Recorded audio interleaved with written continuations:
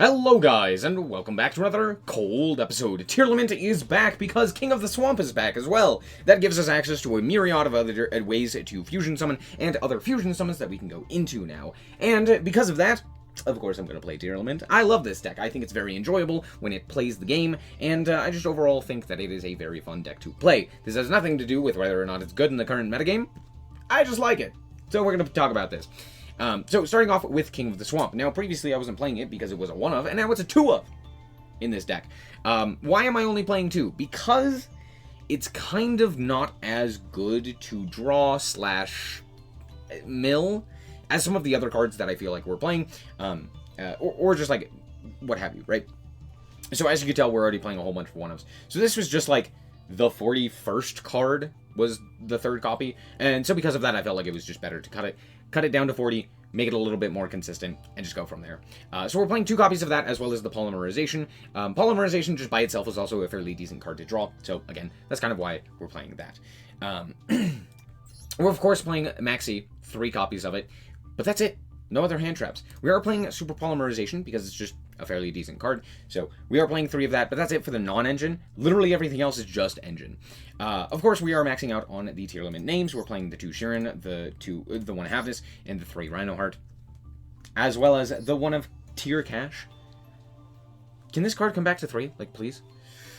Anyway, and then we are also playing 1 Sea Mare because it's basically just another normal summon, similar to Rhinoheart. Honestly, I kind of wish that I had played more, even, because there were a lot of times where I was just like, cool, I just want, like, a normal summon, and this would have been a little bit better. Not really that big of a deal, though, to be fair. As for the rest, we are playing some Dangers. We're playing 2 Mothman, as well as 3 Nessie. They're just fairly decent. You can pitch them to the graveyard, to do additional effects. You can potentially, with like Nessie, you can use it as a fusion material for Kikalos or for the Kaleido Heart, which is pretty nice, and just a myriad of other things like that. So it's fairly decent overall. And then Mothman, being able to draw and discard is very nice. It's a level 4. It is searchable off of the Nessie and stuff like that. So it's just like the best of the other Dangers. I was considering cutting this down to 1 to play the 2nd Sea Mare, but honestly, it wasn't too big of a deal. We're also playing 1 apiece of Keldo and Mudora, the Shufflers, because they're pretty decent to have just in general. If you end up milling these, they're really good against a lot of the current metagame. Yeah, being able to, like, shuffle back the Flomberg targets, being able to shuffle back the Promethean Princess target, being able to shuffle back even your own cards is pretty nice. So, there you go. Like, to dodge, like, a Called By or something like that from for Maxi. If you resolve that, you know, it's pretty good. Then we're playing 2 Kashtira cards, the Kashtira Fenrir, and then the Tearlament Cash. Fenrir to search out Tear Cash, pretty self-explanatory. And then we're also playing 1 Wraith South to search out the Fenrir. That's kind of it. It can also search Tear Cash in other such board states, so it's still fairly decent, even without that. So, yeah, we're just playing those 3. And then we're playing a whole bunch of 1-of spells. Obviously, the Polymerization, the Foolish Burial, Rhoda, Foolish Burial Goods, all very nice. I'm playing 1 Grief. Yeah, this honestly should probably have just been the 2nd Sea Mare or something along those lines, but it was fairly decent to have from time to time, being able to, like, add back a banished Tear Trap if you, like, banish it off of a Tear Cache or something like that, or if it gets banished off of, like, a Shifter type effect. It's okay. Anyway, we have the 1 Pearl Rhino, as I mentioned previously, yeah, the 1 Pearl Rhino, obviously, the 1 Wraith South, and then we have 1 Heartbeat as well as our 1-of spells, and then 3 Scream and 3 Super Poly, and that's it. As for the traps, 1 Meta Noise, 1 Trivy Karma. Trivy Karma is a little bit more easy to discard now because of the Dangers. I say now, but, like, it's more easy to discard it in this build, so you could play additional copies. I feel like, for the most part, though, it's just like a dead card, and so I don't really want to see it. I more so want to specifically mill it, and yeah, even when I did see it in my hand, it was pretty bad. So, for the most part, I just didn't want to see it in my hand. So we're only playing the 1. Honestly, I wonder if it's even worth it to cut the card. I think it's okay, but yeah, it's just okay. Then we're playing 1 Crime and 1 Soliak, obviously. As for the rest of the cards in the extra deck, we're playing the Mud Dragon, we're playing Garura, we're playing Earth Golem ad Ignister for Cyber's decks with Super Poly, and then the Dragosopelia, all of which are Super Poly targets. And then for things to summon actually off of the Tearlament monsters, we have obviously the Kikalos, Rukalos, and Kaleidoheart, but then we also have Grapha. Grapha can specifically be made using King of the Swamp, and it's very useful. It basically is just a replacement effect that allows you to discard a card for cost, which can trigger a whole bunch of effects. The Shirin, Havness, all of the Tearlament names, but it also triggers the dangers, which is pretty nice, and it could potentially put things like Keldo Mudora or Fairy Tale Snow into your grave as well. As for the rest, we're playing 4 Xyz, that being Baguska, Redoer, Dugaris, and Double Azaeus. Pretty self-explanatory for all of those, at least they should be. Then we have 1 Cross Sheep, 1 Dark the Dark Charmer, and 1 Zeraboros. Zeraboros is in here because it's funny, and also because of Snow. So that's basically it for the deck list. Let's hop into the replay and show you how this deck performed. Alright, so here we are going first with a fairly decent hand. I mean, we start out with Rhinoheart. That's pretty good, if you ask me. So we're going to start with the Rhinoheart here. We're going to activate its effect. We're going to send the Havness. We're going to go Havness effect, to which they will chain the Maxi. And I'm like, okay, we can play around this pretty easily. We're Tearlament. That's like what we do. And what makes Tearlament so very strong in both Master Duel and the TCG. Whether Maxi is there or not. So we're going to go for the Kikalos, obviously. We're going to activate the effect of the Kikalos, to which my opponent will Ash. I'm like, okay, I could just stop here. I do have Meta Noise and Maxi of my own. I think the better option... I set here, and then I go, oh, there's actually a better play. It does give them the ability to draw a card, but I mill 8. So I'm going to go for the Kikalos here. I'm going to go for the Tear Cash. I'm like, cool. They have Maxi... they've already used the Ash Blossom, and I was absolutely correct in my assumption for doing this. I mill Snow, which is going to be very important, and a Scream, and I add Crime to my hand. Now, why am I adding Crime? Because I just need the Meta Noise to resolve. That's basically it. So I'm like, okay, let me get the thing that guarantees that. Soliak kind of sucks right now. Like, I'm just sending away Tear Cash, which kind of doesn't do anything. But I'm going to, in the draw phase, fire off the Maxi, because I'm like, I want you to not play the game. If you don't play the game, that's good for me. To which my opponent will respond with draw 2. Okay, sure. Activate Small World, reveal Dimension Shifter, and I'm like, oh, this is Kashtira. Before I even see what they add, before I even see what their bridge is, I'm like, yeah, this is Kashtira, obviously. And they drew the Dimension Shifter, which is pretty nice. So they're going to go for the Fenris here, or not the Fenris, the Unicorn, and they're already under Maxi. So I'm going to go for my own Snow here, and this may seem strange, like, oh, you have Meta Noise, why not go for the Meta Noise?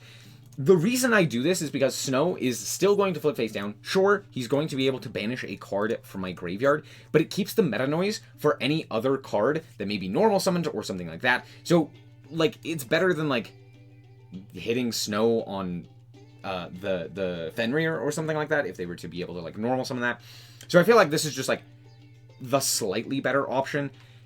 I'm not really too beat up whether they banish either of these. Like, it's a little annoying, but for the most part, we should have the ability to still play through that because Meta Noise still has access to Kikalos. So even then, we'd still be able to go into something like a Dragostapelia if need be. So this may have been the wrong move, but that's kind of where my thought was like, oh, I can keep the Meta Noise if I need to, and potentially even use it on like a following turn. They do end up banishing the Kaleidoheart here, and then normal summon Pachyscephalo, and I was correct to keep the Meta Noise there. Because had I not, I would have lost the game there. So we send the Havness here. We're going to go for the Kikalos, go into the Rukalos, and go from there. They're going to go main phase 2, and then end phase. And yeah, keeping the Crime is pretty good. I could have also crimed away the Unicorn, but then if they have like a Fenrir or a second Unicorn or something like that, they just get to slap that down. So again, better to flip it face down. I draw King of the Swamp, and I'm like, okay, I'm just going to go for the King of Swamp here. We're going to grab the Polymerization. I'm going to fire off the Polymerization, sending away my two, my Rukalos and my Tear Cash in order to go into Kikalos. We're going to go for the Kikalos effect here, and go for the Tear Cash as well. And then also go for the Rukalos as a Chain Link 3, kind of chain blocking all the way up. So we get a special summon back the Rukalos here, which is pretty cool. We're then going to mill, and not the greatest of mills, but I grab Heartbeat here. May seem kind of strange, but Heartbeat is going to deal with the back row. I'm kind of worried about the back row. It could be something... I don't know necessarily what it could be if they haven't flipped it already, but it could be like... I don't know. I'm just kind of worried about it. I'm like, I don't know what they could potentially play, or potentially be playing, so I feel like it's just best to go for the Heartbeat here. So there's that. I also kind of added it to my hand because I was like, oh, I'll add this to my hand so that I can pitch it for Rhino Heart. And then I just didn't do the Rhino Heart play, and I was like, well, I can still deal with the back row. So that was kind of my original thought. But now we get to, they go for the cross out. What did they banish? They banished Ogre, right? So we're going to go for the tier, or for the Kit Kalos here. They should have banished, instead of this, they should have banished Tier Cash. If they could have. Anyway, so we go for the Kit Kalos effect here, which is going to mill 5, and bring back the Rhino Heart, which is then going to send Havness. So we hit Havness and Sheeran, and so we're going to go Scream, Havness, and Sheeran, and we're going to summon out as many monsters as we can. And I know, I am aware of the secondary effect of the Pachycephalo. Do not worry, I have something in mind for that. But yeah, I'm aware of that. So we go for the graphic here. Big. Oh, this is one of the things that makes the King of the Swamp very useful. Being able to make Grapha is just very, very nice. As long as I keep a card in hand, we have the ability to just, like, stop the opponent from doing a thing, which is very, very cool. But I go for the Dragostapelia here, and we're going to go for the Scream. We're going to grab the SnowiK here, and then I'm going to switch everything to attack position and proceed to the battle phase. To which my opponent will activate the Pachycephalo. I will crime that. Now, notably, because I do not shuffle the card away into the deck, because of, like, the way the battle phase works and stuff like that, because the card's technically already destroyed, it's just triggering its effect, right? But because of that, crime doesn't have to send a card from my hand to the grave. Or specifically a monster. I've kept a monster in my hand this entire time. I could have normal summoned. I kept this in my hand specifically for this reason. So Keldos has just been kind of being in my hand for this entire time. And I am 50 damage over lethal. Now, I did have super polymerization. I could have super polyed away some of the cards on my board. I think I could have super polyed, like, these two, I think, for a Mud Dragon. Which would have been a little bit more damage just in case I was slightly off. But I did calculate that, and I was like, okay, this does get me exact lethal. As well as, like, my best board. So that's what we ended up doing, and there you go. Congratulations, we did it. We beat Kashtira with Tearlament. Alright, so here we are going second with a tragic hand, I'll tell you that. My opponent has passed. So apparently, both of us have bricked. Let's see how this goes. My opponent's going to immediately fire off the Maxi, and I drew Trivikarma. Now, okay, hold on. I did draw Heartbeat. So what I could do here is set something like a SnowiK or a Super Poly or something along those lines. Set it, go Heartbeat, shuffle away the card that I set, pitching Trivikarma, search out a monster, and then I can go from there, right? I could. My opponent passed on nothing. Almost assuredly, they have, like, just hand traps. So I don't really want to play into those hand traps as well. So I see the Maxi and I'm just like, cool, I'll just normal summon Snow, walk in, and then set a whole bunch of cards. So I set 3 and activate Scream just in case, because I have the super polymerization. I'm like, okay, just in case, we could pitch the Trivikarma, we could potentially super poly their board, we have Heartbeat as well. Like, maybe Scream is live, I'll just activate it just in case, right? Now they kind of know what I'm on, but honestly, if you see Snow, it's probably Tier. My opponent just passes again. To be fair, their name is Idler, which is very funny. And of course, instead of drawing a Tier name, or any access to a Tier name, draw Mudora. And again, I kind of do the same thing. I should not have set SnowiK here. I don't know why I do this. I just do. This is kind of a mistake. It does end up saving me later, but kind of a mistake. Anyway, my opponent then normal summons Taya to walk over Mudora, and I'm like, yeah, that's fine. They also set a card, and I'm like, okay, 1000%, this is a blackout. There's no shot it's not. But I'm like, well, we'll just shuffle it away. It's fine. And that allows me to get the Trivikarma into the grave. And then, of course, I'm going to activate the Trivikarma, to which they will go Ash Balls. Yeah. Now I really just don't have anything. I don't even have a card for my super polymerization. Now, I am drawing for turn here, so maybe I have something. Okay, Nessie's not bad. I activate the Nessie because, okay, here's the thing. I'm like, they have a Taya on field, and I have no way of dealing with it.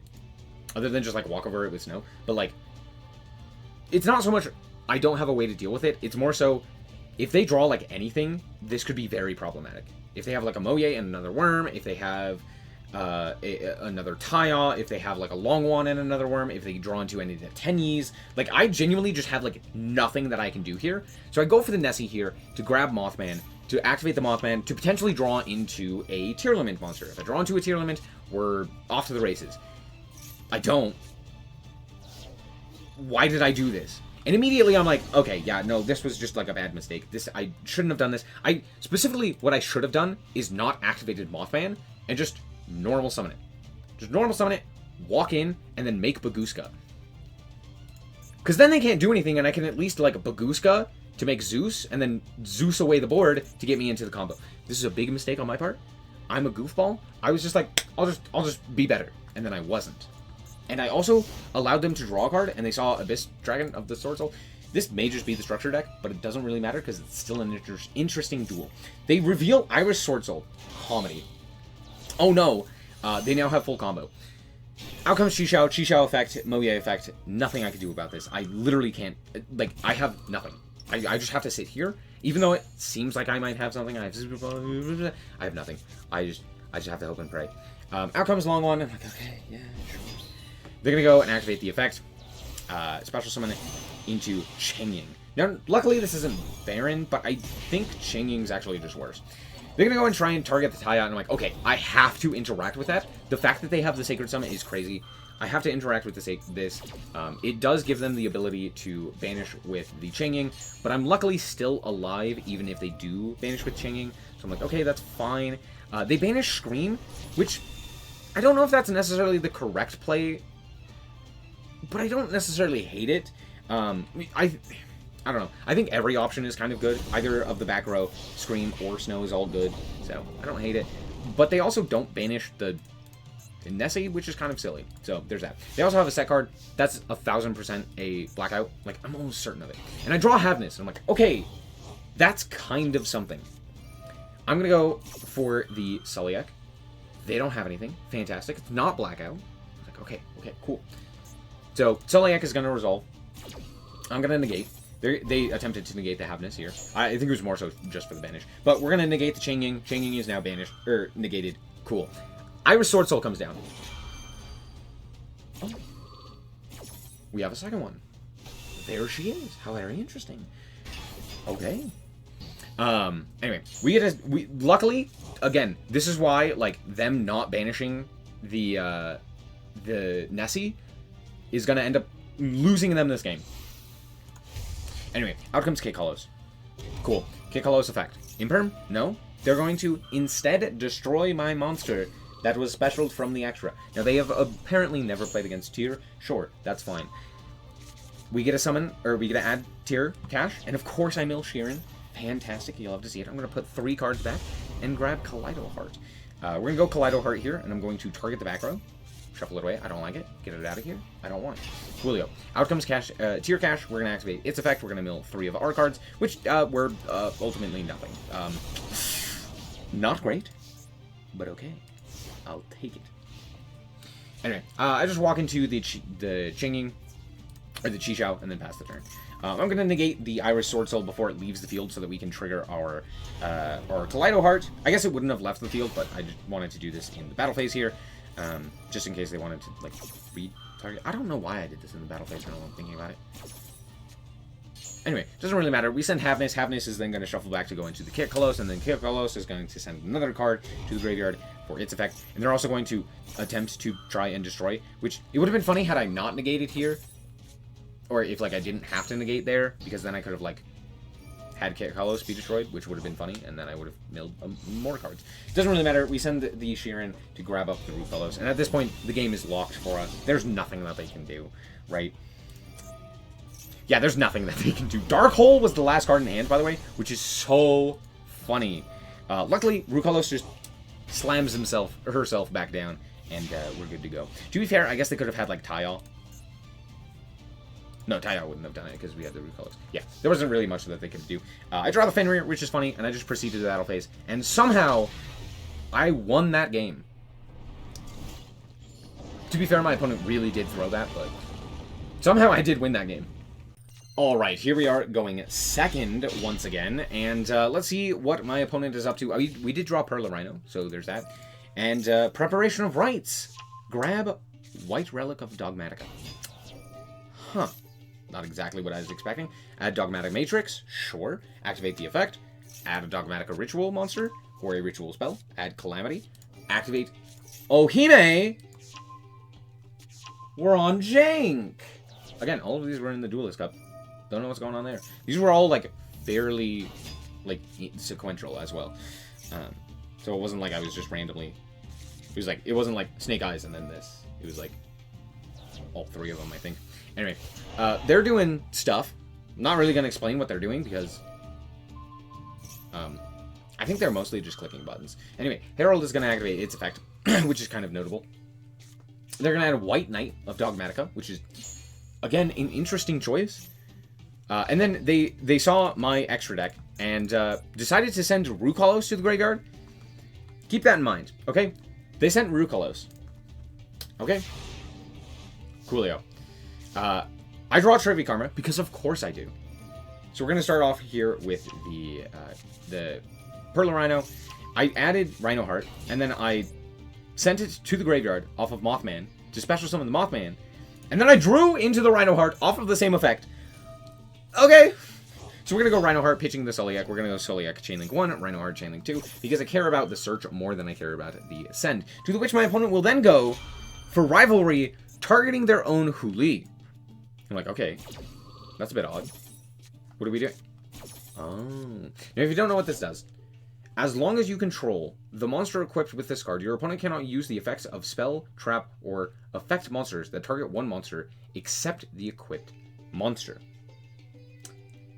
So, in theory, what this does is with Huli, prevents me from targeting anything. In theory. In practice, that's not really how it works, but that is technically a lock. But that's not going to matter, and we're not going to get into any of the other stuff that's going to happen, because here, we're going to go for the Halfness. That's fine. We'll shuffle back. They gave me a Rukalos, which is very funny and very nice of them. So we're going to make the Kit Kalos here, to which we're going to activate the effect, which is going to trigger the White Relic. We did go into the extra deck, so they're like, oh, okay, I'm going to activate this effect. And I'm like, okay, this could be problematic at this point if they get one card in particular. Okay? And of course, what do they send to the grave? But the Rukalos. Why are they sending the Rukalos again? It's fine. I'm going to make a Redoer. This is a bit of a mistake. I shouldn't have gone Redoer. Not really that big of a deal. We're going to attack into this guy. Oh, I also set the Trivia Karma. I'm obviously just making Zeus here. Away goes the entire board. Goodbye. Goodbye. So long, farewell. Trigger Kit Kalos. They're going to also trigger a thing because equip card was sent to the graveyard. Cool. Doesn't really matter. Trivia Karma effect. We're going to add to our hand. I believe I add Crime here. So we add Crime to the hand. And they're going to add back the Arabesque. And I'm like, okay, sure, that's fine. We mill 5. I hit nothing. It was tragically bad. Like, this is just sad. Scream normally would trigger, but I just searched Crime, so it doesn't. Anyway, we're going to go for the Sheeran and mill 3 more cards that are dead. Wild. That's fine. We'll just activate Scream. And 3... I guess it's... No, yeah. I hit 1. I hit 1 in 11 cards milled. I milled 11 cards, and one of them did something there. Wild.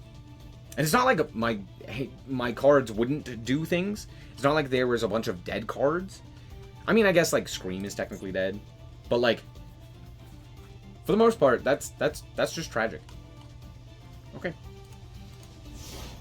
I guess you could say it was, like, 3 and 11. Which is still pretty bad. Anyway, they're going to go for the Ecclesia effect, and I'm going to go for the Scream, and boom, there it is. There's the Halfness, and Snow, and Rhino Heart, by the way. So we're going to go for the Dragostapelia here, and I'm like, okay, cool. Out comes the Arabesque, I'm like, no, we're going to crime that away. It gets shuffled back, and then they just go for the Makanko here, and I'm like, oh, I'm stupid. So they're going to attempt to activate the effect, and I'm like, cool, I'll activate my Snow. I'm going to banish a whole bunch of cards, and most notably, Dragostapelia to special summon the Snow. I'm also going to flip this guy face down just because I can. They're going to go for the fusion, for the ritual summon of Combre? Dogmatica Macabre. I don't know how to say this card's name. Which is kind of weird. You could tribute monster from your hand or field and or banish fusion or synchro monsters from your grave whose total levels equal or exceed the level of the ritual monster you ritual summon. Then, if both White Knight Dogmatica and White Relic of Dogmatica are on the field, You can look at your opponent's extra deck. You can look at either your or your opponent's extra deck and send a monster from it. Okay, notably, the thing that matters is that they can summon from the grave. I don't know what all of these triggers are that's happening. I don't know what's going on there. But they target 3 different cards. And then they banish and they summon. So I don't know what happened there, but they just, like, end up summoning the White Relic. I don't know if that was, like, a misplay or what the idea was there. Doesn't really matter. They just tribute summon this guy. And I'm going to flip that guy face down and send Sheeran, since we haven't used Sheeran's effect here. So we're going to go for the Sheeran here. We're going to shuffle back 3, and that's right. We're going to go for the Kaleido Heart. And Kaleido Heart's going to just shuffle away the, whatchamacallit. They're going to go to the battle phase. They're going to go to main phase 2, and then scoop it up. Good game, I think. Alright, we're back with the deck, and honestly, at this point, I can see why people were playing King of the Swamp even when it was at 1 in Tearlament. It is very useful, most notably for this guy in particular. He's very strong, he's very useful, and just a very solid card. But on top of that, being able to gain access to other such named cards without having to actually have that name is very useful as well. It's an Aqua, it gives Polymerization, which, hey, in a Fusion deck, that seems pretty good. All things considered, it's fairly nice. Now, is this the best build? Not necessarily. The problem with Tearlament right now is that there are a lot of cards that you could throw in there that really do change the dynamic by just changing 1 or 2 cards. So, yeah, you know, should I be playing the Dangers? Or could this be like a Kashtira engine instead? You know, play Fenrir and stuff like that. And then maybe I could play like an Ash Blossom or something along those lines. Sure, for sure. You could absolutely do that, right? But for the most part, I felt like this was a fairly decent deck, and was able to perform pretty well because of that. I also am just, like, more comfortable with this deck, so I think I do perform, personally, a lot better with this deck as opposed to a myriad of other decks. So, yeah, I may just be better at this deck, which may make it feel like it's a lot better than it actually is. But even with that being said, I still think that this is a very strong deck and is worth consideration. It's one of the few decks that doesn't rely on using non-engine to potentially break boards or like interact with the opponent, and is instead basically just pure engine. But that also kind of leaves it vulnerable to things like Snake Eye, where they're able to basically just vomit out a whole bunch of very specific interactions, and then also play like 3 hand traps as well. So, yeah, not exactly the greatest there, but against most of the rest of the metagame, it's pretty good. But even if it goes first, it's like very, very strong, even into specific hand traps, depending on the hand. So that's pretty nice. And yeah, all in all, very fun deck. That's basically going to be it. Thank you guys so much for watching. I hope you guys did indeed enjoy it. If you did, I like it very much, so appreciate it. And remember to always stay frosty. Bye-bye. Shout out to the Frost Guard, my members. Thank you guys so much for the support, and I hope you enjoy the content.